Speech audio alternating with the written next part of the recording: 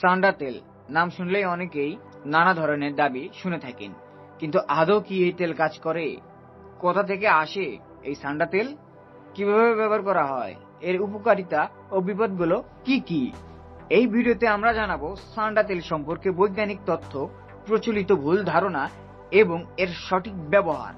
সত্য মিথ্যার পার্থক্য জানতে দেখুন এই সম্পূর্ণ ভিডিওটি।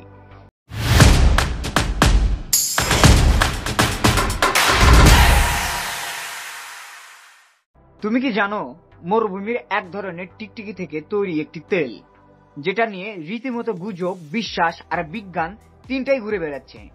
হ্যাঁ, আমি বলছি সান্ডা তেলের কথা। সান্ডা এক ধরনের মরুভূমির টিকটিকি। ভারত ও পাকিস্তানে এদের খুঁজে পাওয়া যায়।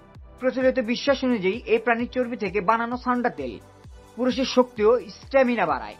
কিন্তু সত্যি কি তাই? গ্রাম্য চিকিৎসায় সান্ডাকে মেরে তার চর্বি গলিয়ে এই তেল তৈরি করা হয়। শুনতে ভয়ঙ্কর লাগছে, ঠিক তাই লাগেরই কথা, কারণ এই প্রক্রিয়াটা নিষ্ঠুর এবং অবৈধ।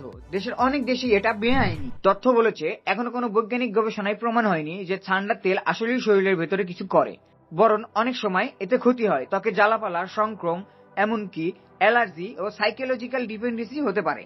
সেক্সুয়াল হেলথ যদি সত্যি ভালো রাখতে চাও, তাহলে দরকার হবে তোমাকে স্বাস্থ্যকর জীবনযাপন, ব্যায়াম, সঠিক ডায়েট, প্রয়োজনে চিকিৎসকের পরামর্শ নাও। সান্ডার তেল নয় ব্রো, দরকার সঠিক তথ্য আর সচেতনা। অন্ধবিশ্বাসের কিন্তু যুগ বন্ধু শেষ, এখন সময় তোমার সত্যি জানা। তো সান্ডা তেল না ভাই, জেনে বুঝে সিদ্ধান্ত নাও।